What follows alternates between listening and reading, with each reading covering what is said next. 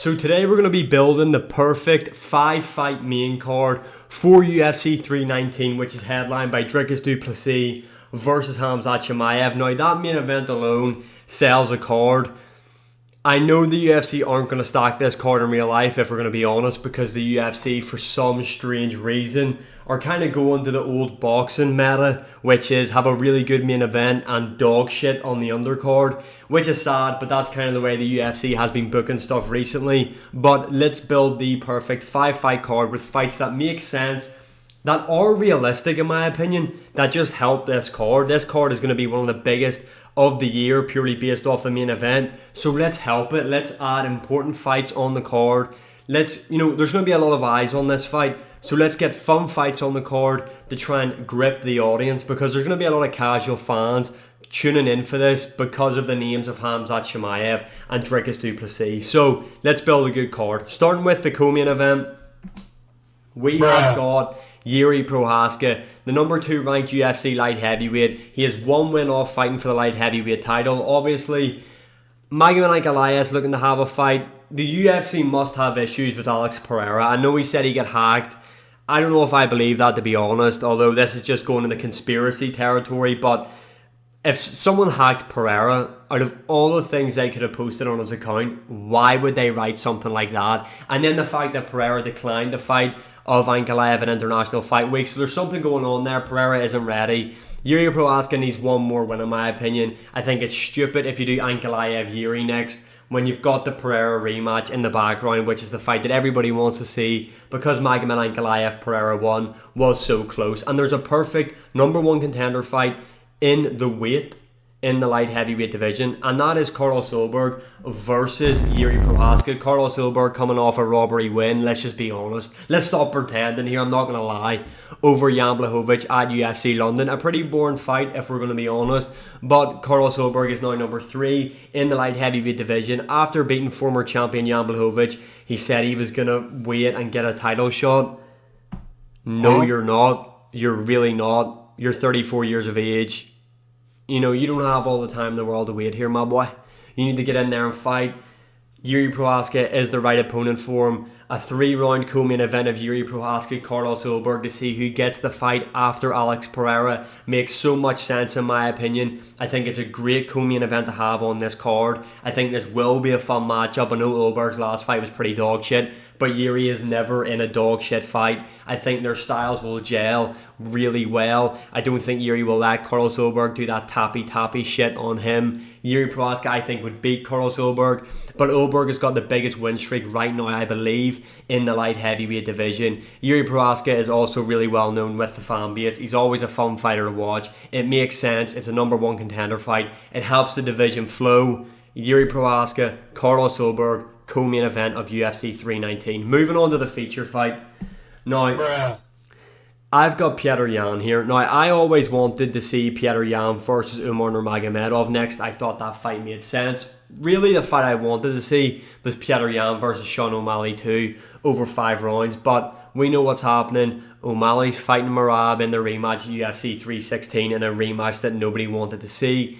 Petr Yan's kind of in no-man territory. There was talks of him fighting Marcus McGee, which just doesn't make sense in my opinion. Like, there's so many other options for Petr Yan, especially with guys that are in the top 10 that Yan hasn't already faced. Obviously, he's fought a lot of them, like Figueiredo, like Corey Sandhagen, which is a possible rematch that I wouldn't mind seeing. Corey Sandhagen versus Petr Yan.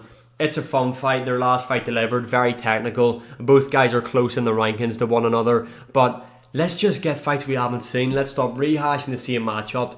Let's do Petr Yan versus Cheeto Vera. Now, Cheeto Vera was meant to fight at UFC 316 against Mario Batista, so people in the comments might say Cheeto Vera's injured for this long. I don't know. I couldn't see anything online. Cheeto Vera, UFC 319 isn't until August, so I'd like to think Cheeto Vera can get back into the gym, get himself sorted out. 3-round matchup, Petr Yan, Cheeto Vera. Again, names that people know. It's a fight that we haven't seen yet. It's a fight that will be fun. I think it'll be a really good performance from Petr Yan in there, to be honest. I don't think Yan would lose to Cheeto Vera. But Cheeto Vera, he does carry a lot of power in there. We've seen him knock people out. He's a former title challenger, obviously with a history with Sean O'Malley and all. Plus, he's kind of already got a pretty big fan base himself. Jan himself have also got a pretty big fan base. This fight, a part of me feels like this might have been booked before and then fell through. Or maybe it wasn't booked, it was just rumoured. Anyway, now's the time to make it happen. I think it's a good feature fight for this card. Cheeto Vera, Petr Yan, 3 rounds. I think Petr Yan's boxing. I think he just blitzes Cheeto Vera in there. I think he beats him up, to be honest. But I think it makes for a fun, entertaining fight because Cheeto Vera is so tough and durable. And Petr Yan isn't really that much of a finisher, if we're being honest. He's very well-rounded, got some of the best hands in the UFC. But he's not that big of a finisher. But I think the performance he can put on against someone like a Cheeto Vera will be very, very entertaining. You know what I mean? Do you get what I'm saying? And I think it makes sense. Let's not have Petr Yan in there with Marcus McGee, who's like number 13. That's coming off a win over Jonathan Martinez, who isn't even in the rankings anymore. Why should Marcus McGee get the jump up into number 2 when you might say Cheeto Vera doesn't deserve it? Cheeto Vera is on a losing streak, and you would be right. He is on a losing streak, 2-fight losing streak, losing to O'Malley and Figueiredo. But the guy's higher ranked. He's a bigger name. It makes sense. It's going to be a fun fight. The fans will want to see Cheeto Vera versus Petr Yan, 3-round feature fight. Moving on, you've got the middleweights headlining. Now, obviously, you have got Nagamedov, the number 1 contender, who arguably should be fighting for the belt over Khamzat Chimaev. I know a lot of people won't agree with me on that one, but it is true. Nagamedov, not arguably, he has earned it more than Khamzat Chimaev, but I want to see the Khamzat fight more, if I'm being honest anyway. But we know he is the backup fighter to UFC 319. It is the middleweights headlining. Let's get another middleweight fight on the card. Why not? Jared Cannonier. This guy's 41 years of age. He's been in the division for a very long time. He's coming off a win now over Gregory Rodriguez. A bit of shaky form for him recently. Obviously in his last 4 fights, I think he's 2-2, beating Gregory Rodriguez, Marvin Vettori beat, and he lost to Baralho and Nagamedov. So let's get him on the card. Jared Cannonier, he's not getting any younger. I don't know how long left he has in the sport, but let's get him matched up against Roman Deitzi. I think this right here can be a pretty interesting matchup. Do I think it's going to be fight of the night? Absolutely not. Do I think it's going to be a really boring fight though? No. Now, I wanted to get Anthony Hernandez on this card, and I thought him versus Roman Deitzi would be a good matchup to make. But Roman Deitzi did call out Israel Adesanya in his last win over Marvin Vettori. He is on a win streak. I know Anthony Hernandez is, but Roman Deitzi was obviously looking up in the rankings. He's not going to get the Adesanya matchup. I think we see Adesanya versus Strickland too. Let's give him someone that is above him in the rankings still, in Jared Cannonier. And also Roman Deitzi, Anthony Hernandez is probably going to be a dog shit fight, if we're being honest. So let's not waste a spot on the card with that fight. Let's have Jared Cannonier, Roman Deitzi. It's not opening the main card. It's the second fight on the main card. I think it'll be a fun one. And finally, this is opening up the main card. Now, we have got Michael Morales, who is just coming off a really big win over Gilbert Burns there last night, or sorry, when this video comes out, Saturday night. Michael Morales absolutely blitzed Gilbert Burns in there, stopped him in the first round. Gilbert Burns is done, in my opinion. He's 0-4 in his last 4 fights. I know he's lost to really good levels of competition, like a Michael Morales, Sean Brady, Bilal Muhammad, JDM now, the current champion. So he's not losing the bums, but the same grit and determination isn't really there with Gilbert Burns anymore, especially in that Michael Morales performance. Morales looked really good in there, showed some really good footwork. I liked his boxing in there. He's a big hitter as well.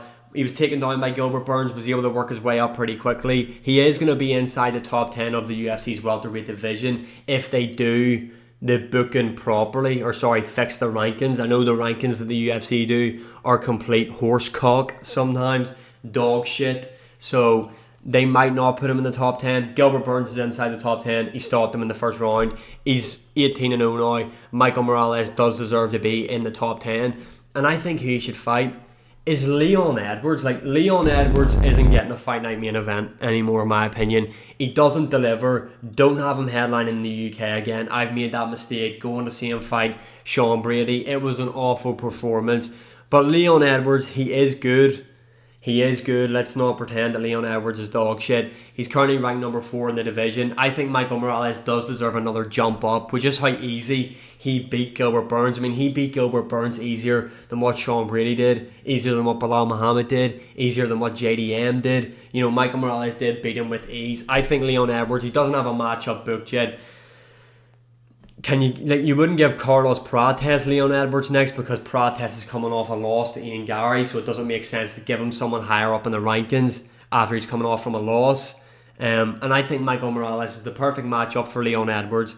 He lost in, when was that, March, I believe. So by the time August rolls around, I know Leon isn't that active. So again, this is a good break for him to dust off what happened against Sean Brady and get back in there. And if he's able to beat Michael Morales, who's a really, really good fighter, I was going to say prospect, but I don't know if we'd consider him a prospect anymore. But if he's able to beat Michael Morales, derail that hype train, give him his first ever loss, Leon Edwards is right back in the mix in my opinion.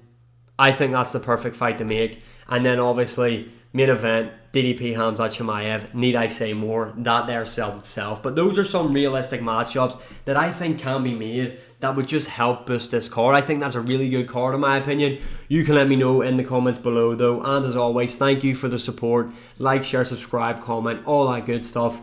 And I'll see you all again in the next one.